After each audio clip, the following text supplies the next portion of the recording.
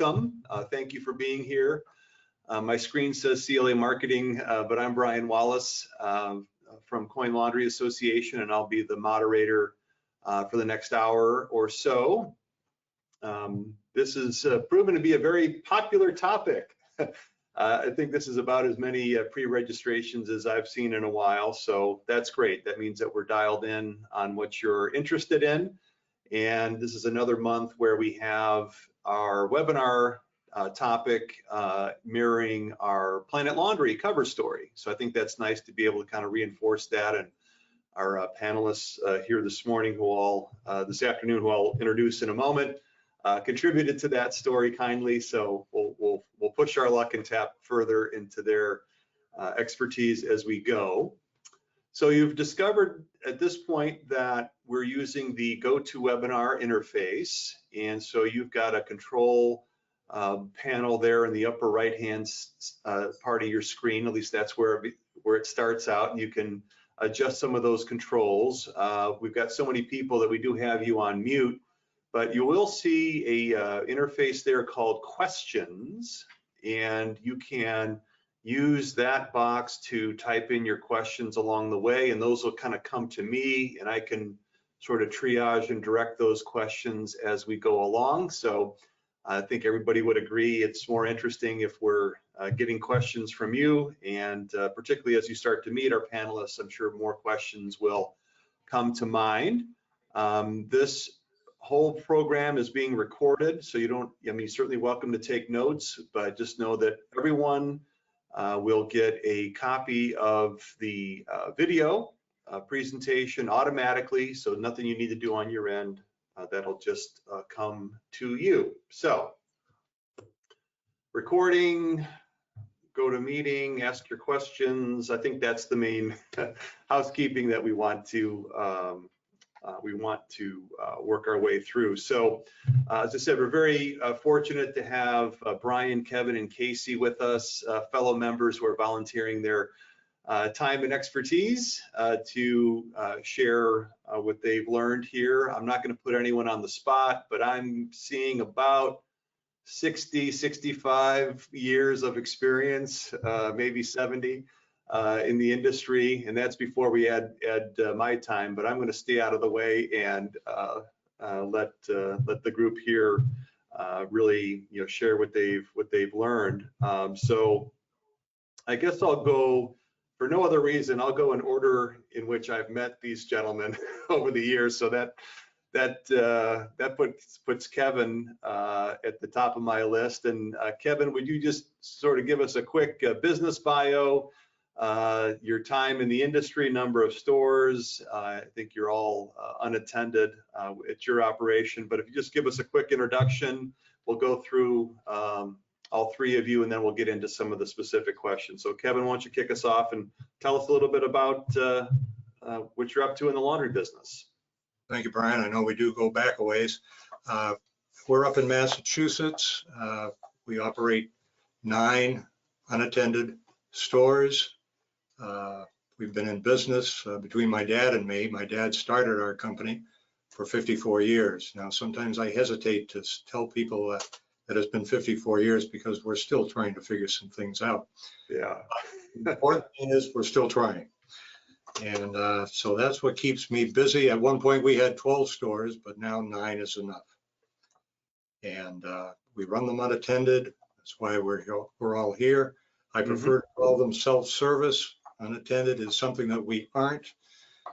Self-service means people have an opportunity to serve themselves. So that's what we're up to up here. Great. Well, thank you, Kevin. That's a good way to share out and also declare your philosophy of bringing this part of it to the business. So, see, Brian's thinking I'm going to him next, but I'm going to Casey next because I think I met Casey before I met Brian, because Casey started as about a 7-year-old in the industry, as I recall. So Casey, why don't you introduce yourself to the group and tell us a little bit about what you've been up to. Hi, my name's Casey Wright. I might be different out of the group here. I'm not an owner. I'm the operations manager. We have 9 locations. We were up to 12 at one point, and we're back to 9 now, and we'll be expanding. We're in Minnesota and central North Minnesota, and then into Wisconsin. Our stores are about 150 miles apart from our furthest north to furthest south. I've been in the business since 1994 is when I started working for him, before I could drive. And then on and off through college, and then the last 20 plus years consistently, no breaks. All our stores are unattended, have been since day one. That's perfect. That's really about it for now. Yeah, no, thanks, Casey. And many of you know Bob Franson from Minnesota. So that's who I met Casey through all those years ago. So again, they've got some things dialed in. We already heard about sort of the Boston area, a little bit more of a urban area, and Casey and Bob's operation a little bit more in the rural space with a lot of room in between. And last but certainly not least, Brian Brunkhorst. Brian, why don't you introduce yourself to the group and tell them what you've been up to? Sure. Guys, thanks for having me as part of this esteemed panel. My meager experience pales in comparison to the two of you. I'm just in my 20th year in the laundry industry. I'm still a newbie. But I am doing it in two different locations. We started off in the San Francisco Bay Area, where we at one point had up to 8 stores, where we have 5 stores there right now, one of which is still unattended. We had 2, and the other 4 stores out that way are fully attended, and I've got a couple stores in the Dallas-Fort Worth area as well, where I currently reside. So, and those are fully attended as well. So I've done both sides of the operation, and hope to be able to give you my take on that experience. Yeah, no, that's perfect. It's really a perfect mix in terms of parts of the country, urban, rural, different modes of operation. And what I thought I would do before we jump into some of the specific questions that I have, and again, folks, use that questions box on that control panel if you want to send me some questions that you want to ask the group. But, we certainly have seen the trends in mode of operation kind of ebb and flow over time.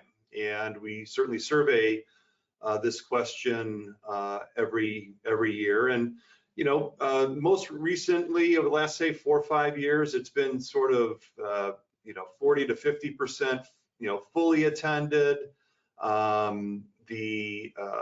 The unattended or self-service only would be more in that 15 to 20% most year, and the balance being in kind of this plurality kind of emerging of what I would call partially attended, where you've got somebody there just not during all the hours of operation. So, but like I said, we're going to focus on the unattended model, and I think that we've got, again, a good mix of folks here that can talk about some of those factors that have contributed to that, to that decision of being unattended, or at least having some locations that are unattended. So just kind of keeping the batting order here, Kevin, you alluded to it a little bit a moment ago in your introduction, but you want to maybe expand a little bit on the reasons why, what factors have contributed to this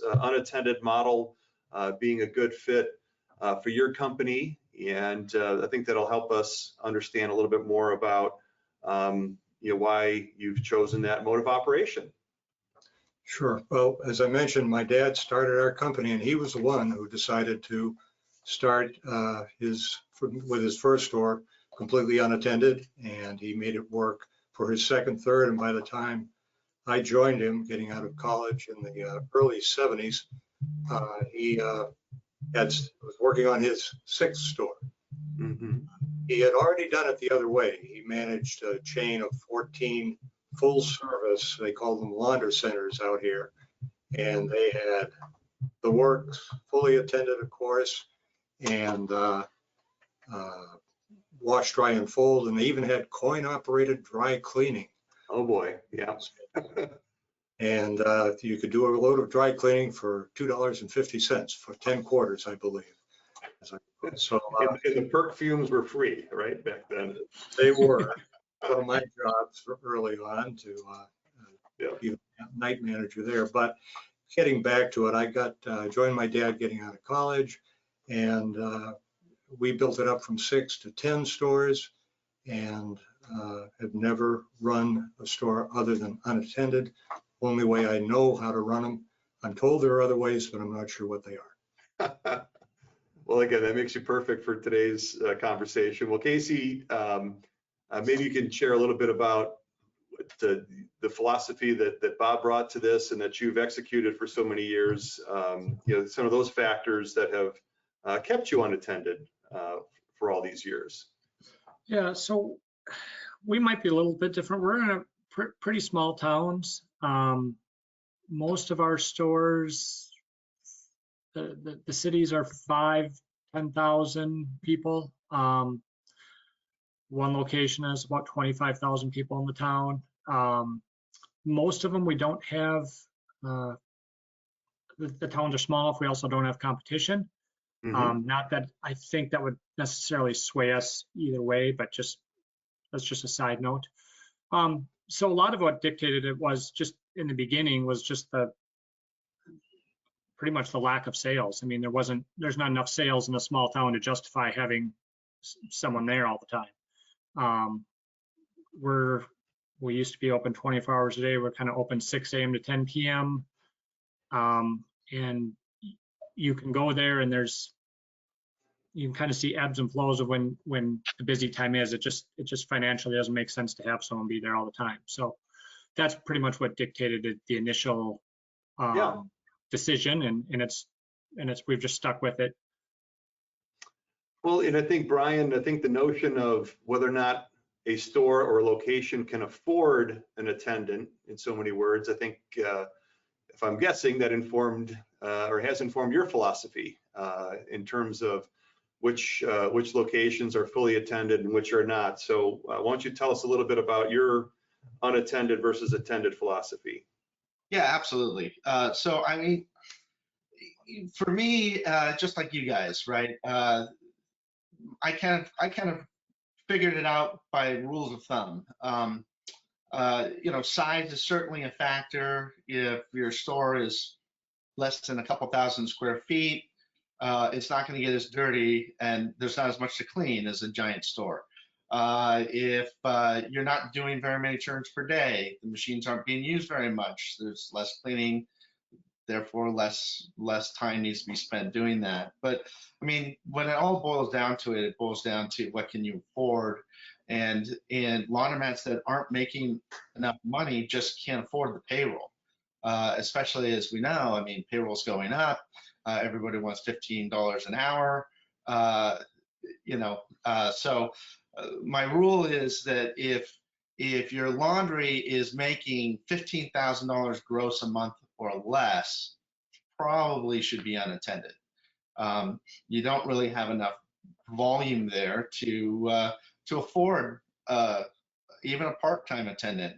So you hire an independent contractor and have it unattended.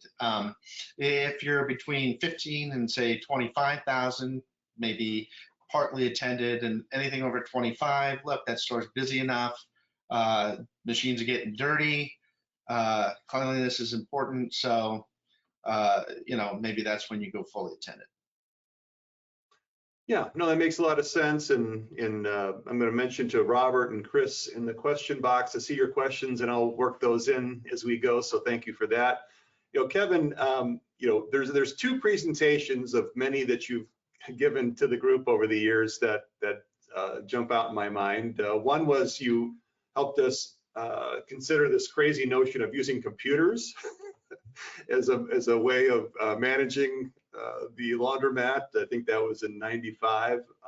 But I also remember a presentation you gave that had this awesome caddy that you had built out that had all the cleaning tools and other things that you needed to efficiently get through those stores. But that leads me to my question for you is, which, it's sort of systems, right? You've got that engineering mindset. And so I wonder if you could talk to us about what you see as some of the key systems, operational systems that you found to be an important part of the recipe for success in running these stores over the years.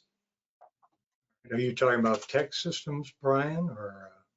Well, I mean, just like kind of the day-to-day operational systems. Obviously, you need to get this, have the store open and close in some cases. You need to get the store clean. You need to be able to handle customer issues. So as the clipboards behind you betray, you've got systems set up for just about everything. We have found things that work for us over the years, and we've tried to stress organization in our back room areas, for instance. I suppose, as you mentioned, we like to have the same setup in each store with 9 locations. You don't want to have to remember 9 different setups. So again, we try to keep things organized behind the scenes and clean behind the scenes, and working for our part-time attendants, meaning the part-time cleaners, and for us as we come and go a couple of times a week. Computers certainly have made a difference. Card systems at the top of the list, certainly. And after that, we've got a good tracking system, paper trail for our 2 trips out a week. And we do a little extra with our card system data that, again, helps us know what's going on in the stores and maybe anticipate what we're going to need when we make a visit out, so we minimize the time that we have to spend at a location and move on to the next one. So I love that. So that's talking about how to, set up your cleaners for success, right? Given them, the checklists and the systems that they're following, being able to set things up effectively. So, again, if you're being inefficient with collections and you've got 9 stores, that's all you're going to be doing, right? So, so leveraging that is really important. So, Casey, I know you've got some great, systems in place that you can share, and I know that those have certainly evolved since 1994. So, what can you share with the group here about kind of those operational systems for success? A few things. One, like I said, all of our stores are 6 a.m. to 10 p.m. We have remote, or we just have it so it automatically opens, automatically locks every day. We don't have to depend on someone to do that with a key. That way, if there's someone sick, it's a blizzard out, whatever, it doesn't matter. They just unlock and lock automatically. We try to do stuff as automated as we can for those type of things. Also, all of our, just another small thing, but all of our doors to the cleaning rooms, changer rooms, even outside, all have a keypad. So anytime we need to have an HVAC, or the city needs to come and put in a new water meter, whatever it is, we don't have to be at the location, which for some people, if they're closer, but are having locations 150 miles apart from furthest, it helps a lot. Our cleaning people, we're pretty flexible with. We give them the opportunity to clean whenever they want during the day. They have free reign to do it for before we open, during the middle of the day, after we close. And then sometimes, most of our stores, we actually have someone else or them come through in the middle of the day, or when they're not cleaning, in like a 12-hour span, they come in and we just have them do a walkthrough, pick up dryer sheets, check for full garbages, check the bathroom, just small things like that. And then recently, we've enjoyed in the past year and a half, the card systems. So that sounds like Kevin has greater experience with, but we've been enjoying them. So we have 5 of the 9 locations. We're installing a 6th one next week, a 7th one in August, and then the last 2 stores are kind of depending on if it'll be this fall or next spring. Okay. So just a quick follow-up, Casey. So how would you describe sort of your systems for collections? Because again, you've got not just the multiple locations, but you've got a lot of real estate in between to cover. We kind of have it divided into, I don't want to say routes, but there's kind of 3 clusters of stores. It's a north, south, and a middle route. We're at every store 3 times a week minimum, whether they're a coin store or a card store. Even if they're a card store, we're there at least 3 times a week. Okay. And yeah, I hope that answers about the collections. Yeah. I mean, it's definitely collections. Coins is in a coin store, that's one of the hardest parts about the store. Just making sure with coin jams and things like that. But that's just been our experience with it. Okay. Yeah. So we've talked about systems in terms of cleaners, access, collections. I guess I want to make sure we touch on machine servicing and repairs here at some point. But Brian, let's hear from you in terms of what you point to as kind of the key systems, operational systems for those unattended locations. Yeah. So I mean, yeah, we've hit it already, right? So it's interesting when you think about what is going to draw customers to a laundry. Pricing's not the number one thing. It's cleanliness, right? So that's an obstacle for people who want to be unattended.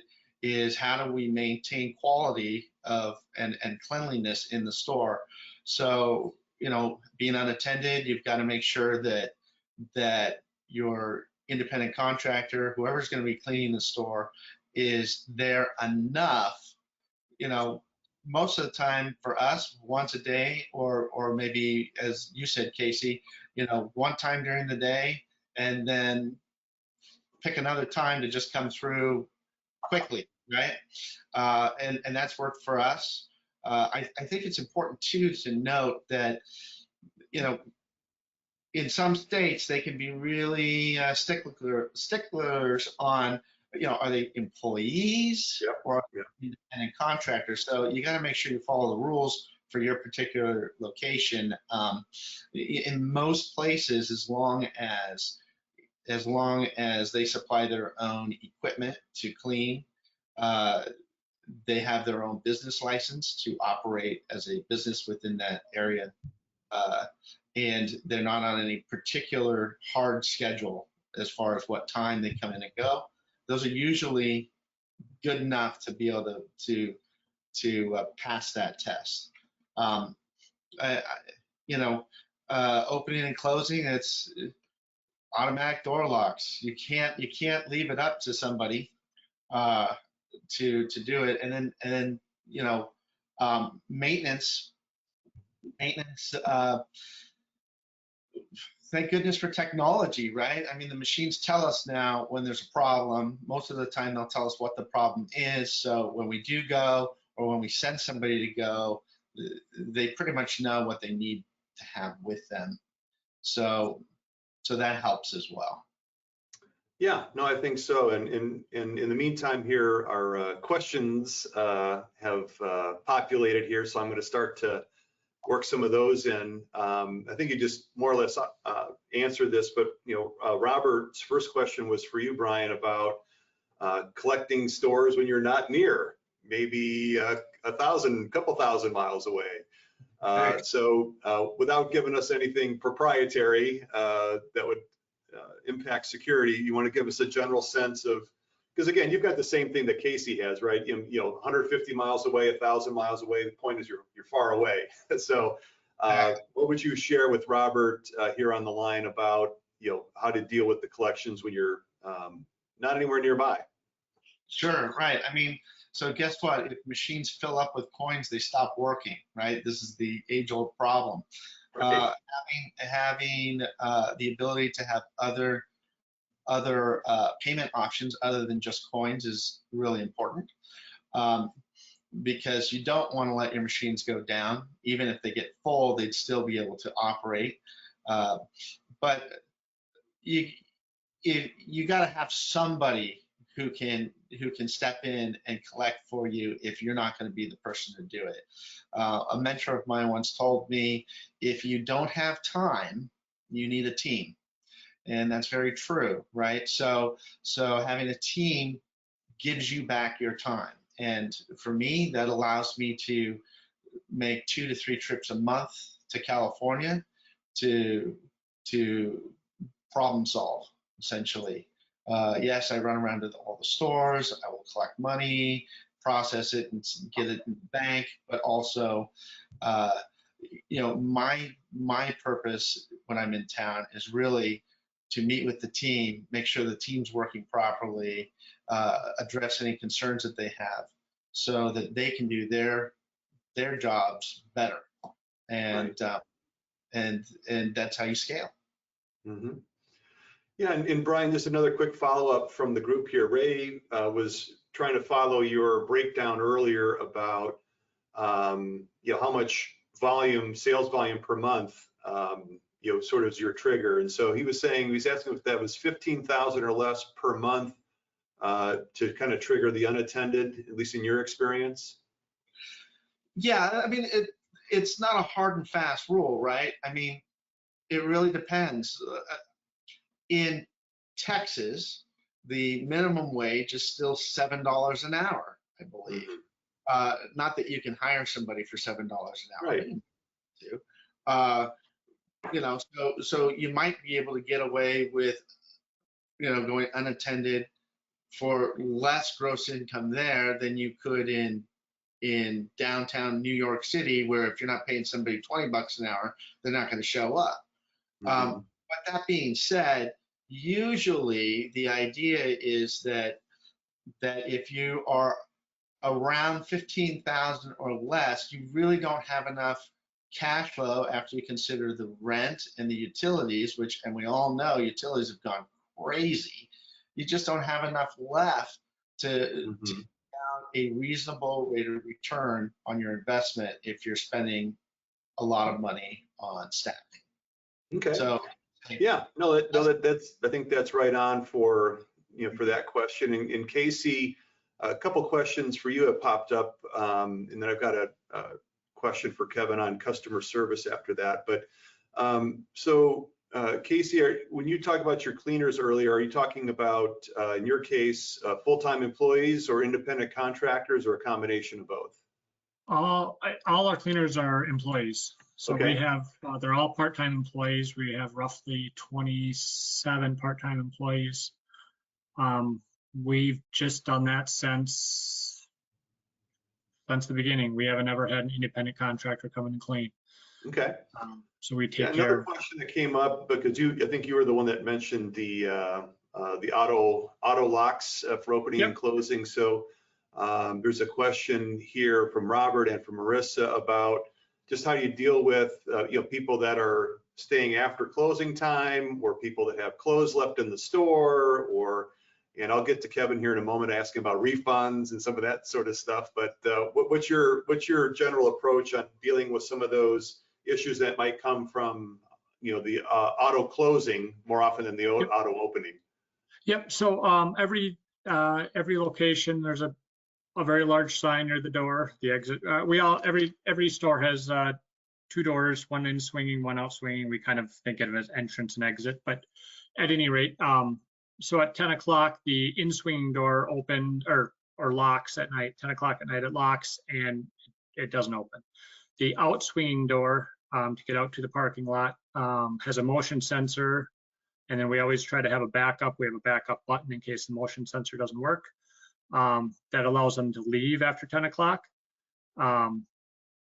They can come in at 9:55 and start a load of laundry. That doesn't bother us.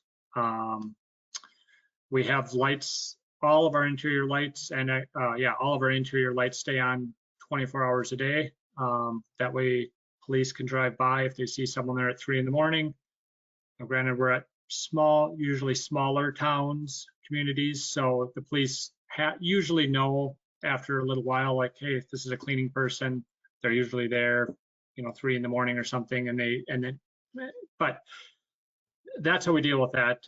We do have some people who 10:30 at night, they walk out to their car and they leave a bunch of stuff inside. I'm not going to lie, I'm usually awake at that time of night. We have the police usually call us, because those people usually call the police, or we have a central call center.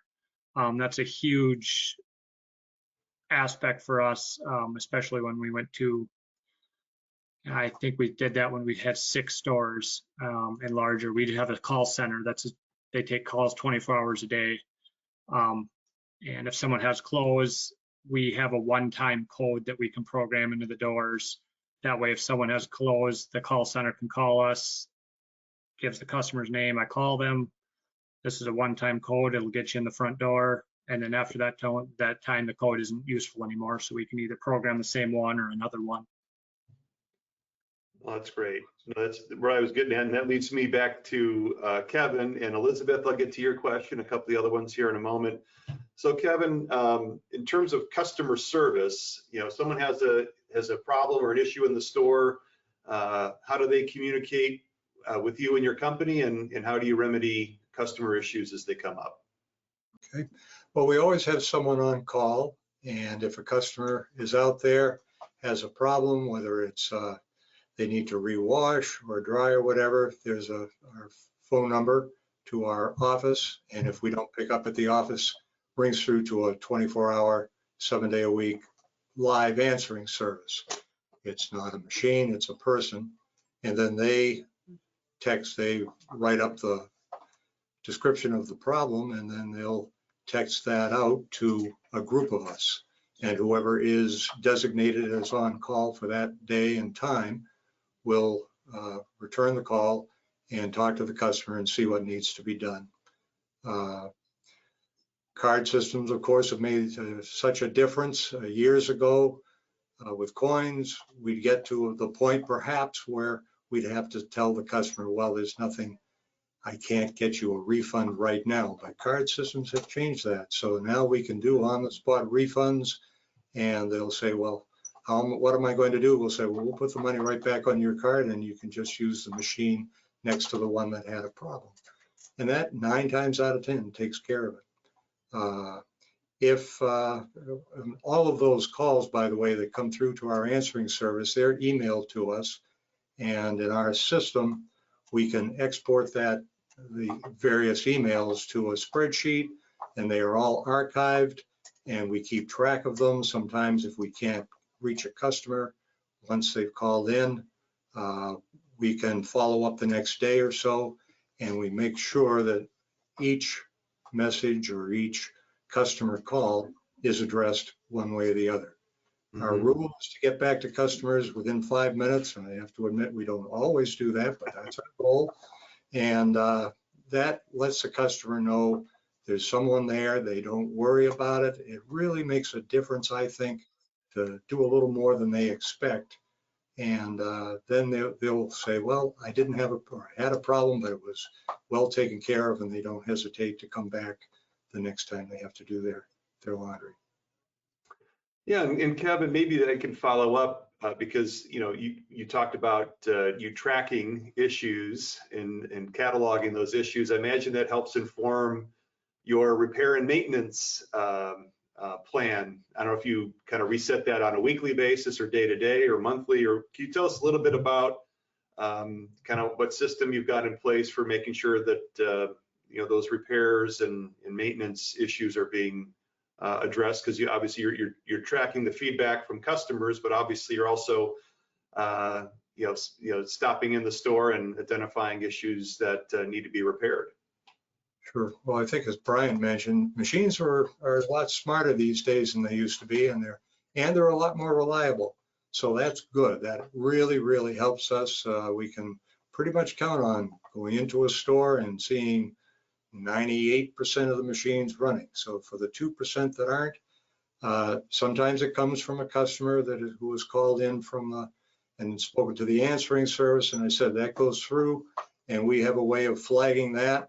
It's all color coded, but it's flagged as a maintenance issue. And then that gets checked before we go out, and we make a list and put it into the bag for that store. So we go out knowing what to expect for that particular machine. The other thing I made a note of that I think is good to mention is that the card system data lets us generate what we call an idle machine report. And that happens every morning. And every morning we take a look at the data from the previous day, and it's accumulated week to date and whatever. And that is processed by a spreadsheet, and that gives us a list of machines that the spreadsheet expected to be running and haven't been used, haven't spent. And that's something that I think even if we had an attendant there, the attendant might not pick up on a couple of clothes or whatever sitting in a machine that people won't be using. So that lets us make sure that all of our machines are operational and ready for the weekend when, of course, those are our 2 busiest days. Yeah. Well, it's super clever, right? I mean, if the machine's not taking in any money, there's probably something wrong. So I love that approach. I'm going to jump in a couple of these questions, and I'm going to get to Mr. Brunkhorst, I think, with my next question. But there's a question in here about brands of payment systems. I think most of you know that we're brand agnostic. We probably have, I'm guessing we might have 2 or 3 or 4 different payment systems represented here. And so we'll just let you all do your own research on that. And actually, we've got some videos in our library that specifically talk about payment systems. So I would invite you to take a look at that. Elizabeth had a question on insurance, and of course that's near and dear to me as we have our CLA insurance program going back to 1988. And I'll let the group weigh in, but what I've found is, again, these things tend to ebb and flow over time. My assessment at the moment is that anything less than fully attended stores are a bit more difficult, if not, depending on the state, a lot more difficult to get insured these days, as the appetite among the insurance carriers, kind of, like I said, ebbs and flows over time. And so I was just talking to a member last week that had a location that he was considering going from attended to unattended. And I also had a member who was new to the business that was considering purchasing an unattended store. And I just, as a matter of course, now say, well, just check on the insurance. Okay, before you make the move, just check on the availability and the cost of the insurance. I'll just throw that open to any of the 3 of you. Any particular issue that you're seeing these days with insuring the unattended locations that you want to share with the group? I haven't had a problem. Good. Casey, Kevin, any issues? We haven't had an issue. No, Good. make sure you have, whatever brand it is, make sure you have good cameras. I mean, yeah. we try to have interior, exterior cameras. Our exterior cameras, we try to have it so they can read license plates. And that just solves as many problems, hopefully, as can be. So great. That's a good point, Casey. We found the same thing. Our broker and insurance underwriter there has asked us specifically that, do you have a camera system, video, that sort of thing? And where we do, that has made a difference. And then our track record has helped a lot. We've had very few claims. I don't remember the last one, as it turns out. So that tells an insurance company that we should be an okay risk. And again, we have to do our part, whether it's being available if someone calls for any kind of a spill on the floor, or in the wintertime in this area anyway, we have to make sure our sidewalks and curbs are super clean. I mean, we do, I always say, a better job than most banks in the U.S. post office. So that's what we need to make an insurance company understand that we're doing our part and a little more.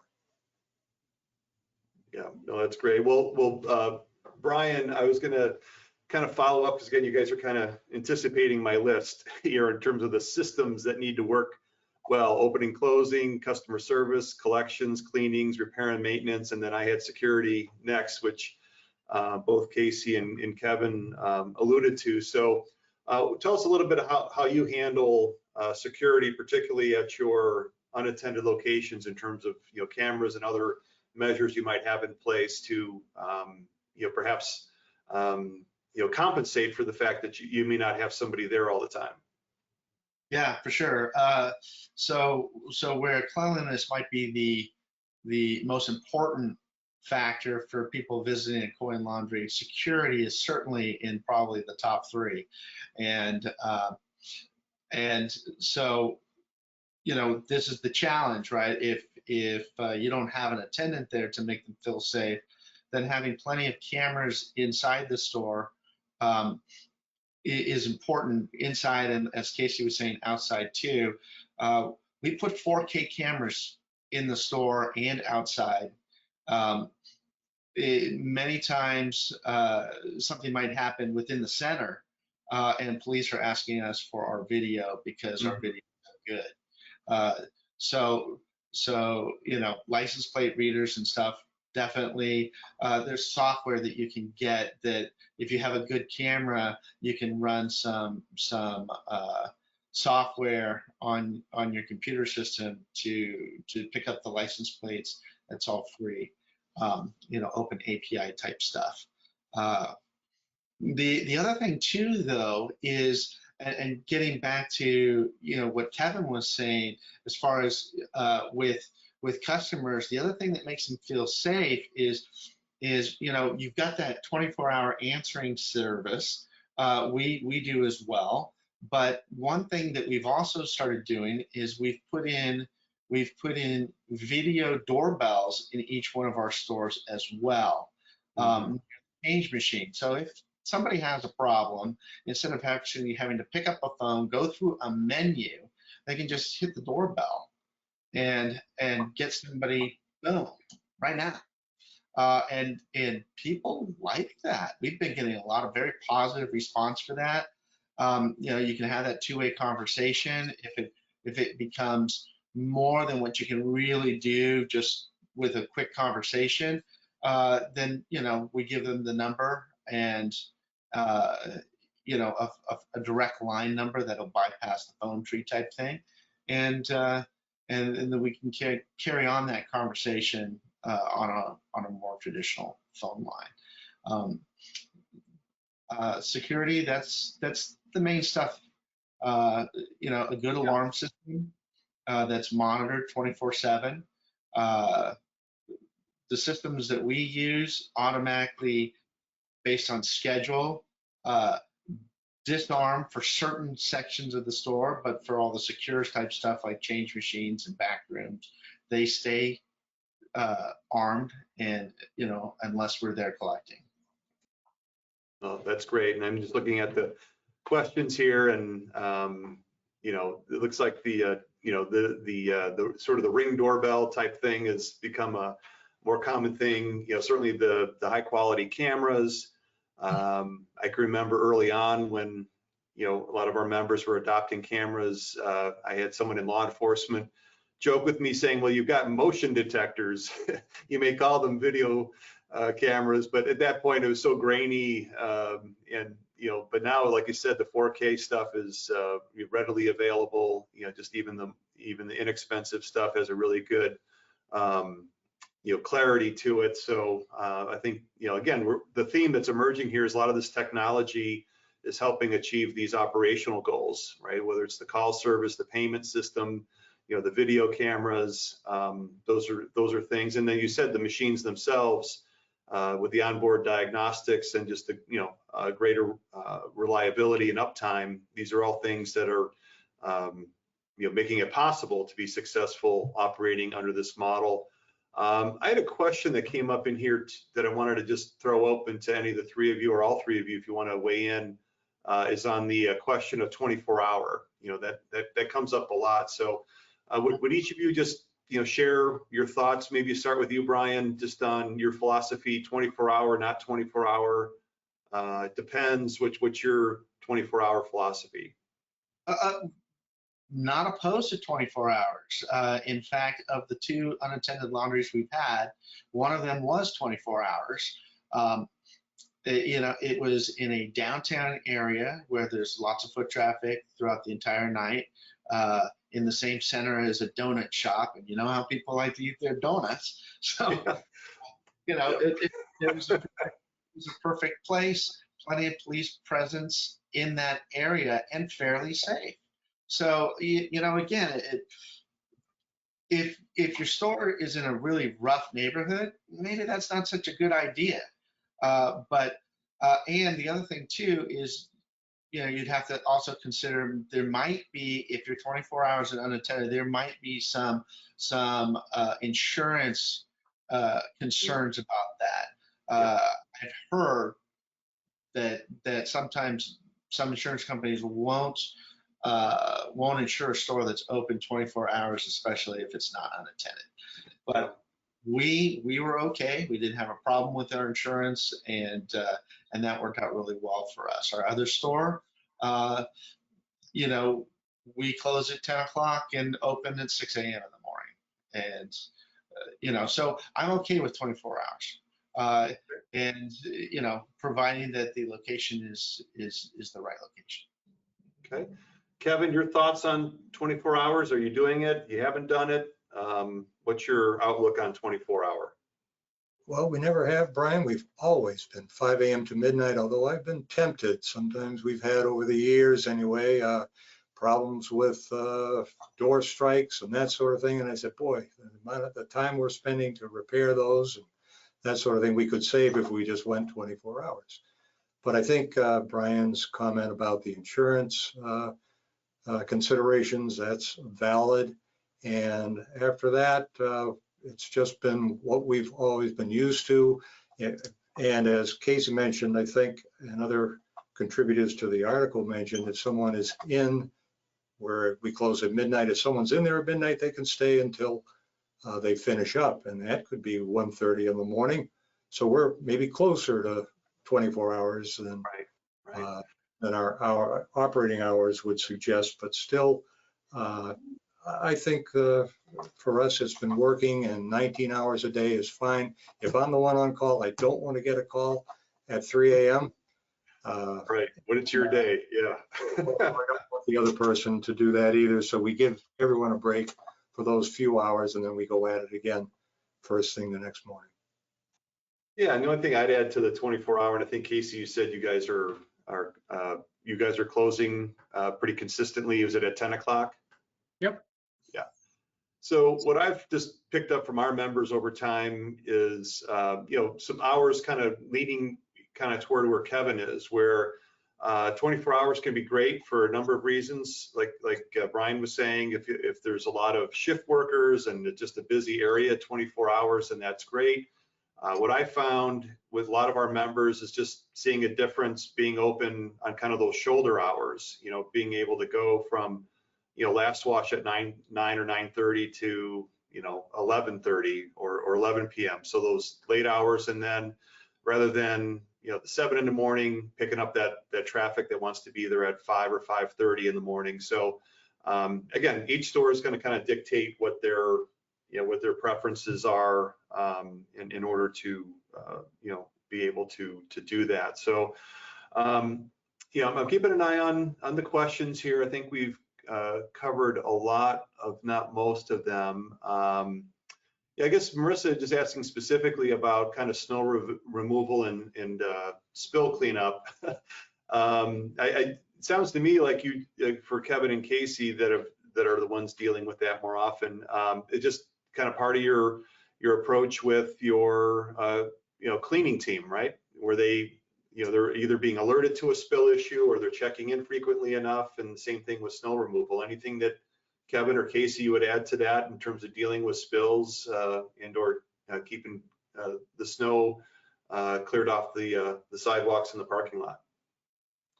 Yeah, well, we're up in Massachusetts. We had an easy winter this past year, but we can't guarantee that's going to happen again 2 years in a row or whatever. But we do keep all of the tools that we need in the backroom areas. Everything's hung up. We've got a pail of ice melt, of course, and we do cleaners. The people who come in to clean twice a day, they can put the ice melt out. We certainly keep an eye on it. The plow services that we use help us out with shoveling these days, but we still do a fair amount of it, and we do a little extra, as I guess I've mentioned. We like to get the curb and an area past the curb so that someone who's coming in with their basket of clothes has a good, clean and dry enough, safe enough surface before they have to make that step up to the sidewalk and then on into the store. Makes sense. Yeah. Yes, we have someone, a contractor that cleans the parking lot at every location. And then our cleaning people also shovel the sidewalk. We have always try to have 150 pounds of salt at each location because especially in the spring and the fall or early winter, late winter is a lot of the freeze thaw can melt during the day and freeze at night. Never can have enough ice melt. And then I'm not gonna lie, on real snowy days when it's not very busy, I spend a lot of time driving around and shoveling myself. All of us do. We have 3 managers that we were at 2, and right now we're at 3. We're just expected to do that too. I mean, I'm not there just to collect money. Right. I'm expected to do everything too. So that's shoveling. That's going back to cleaning. That's, we walk into a store. I have 3 young kids. They're just done with school yesterday, and they went with me to work today. And we walked into a store and it was kind of dirty, so they're my cleaning crew. I had them take dustpans and brooms, but the same thing in the winter. I just want to make sure, or other people think we're expected to do everything. I'm not there just to collect money and walk out and leave stuff. I mean, I'm, clean, sweep, mop, whatever needs to be done. Right. If someone's making that trip out to that store, you've got to take care of everything you can while you're there. So I think, again, the themes that I'm hearing is the systems, security, repair and maintenance, cleaning, collections, customer service, the leveraging of technology, to help make those, execution of those, a bit easier, being able to remotely monitor the store. Again, that's security, that's customer service, that's peace of mind. One of the members I was chatting with earlier this week on a consult call like we do all the time. I kind of framed it as sort of trade-offs, right? There's trade-offs to being fully attended. There's trade-offs to being unattended. There's no free lunch, right? So as we get toward the end of our time here, maybe we'll just kind of go around the horn, starting with Kevin, where we started. How would you just sort of summarize, sort of the trade-offs, and maybe that comes in the form of advice to someone who might be thinking about an unattended operation? Well, I think I would say don't worry about running a store unattended and not being able to compete and to provide a good service that people are going to value and use. We had an unattended store that frankly needed to be renovated, and we heard that there was a full service, fully attended, brand new store being built a couple blocks away or around the corner. So we got to work. We had a little time, and we renovated our self-service unattended store. It was a card system and continued as that, but our business went up. It actually doubled in that store, even with that new fully attended store coming into the same neighborhood. So you can compete if you put out a good product and you take care of customers when they need help.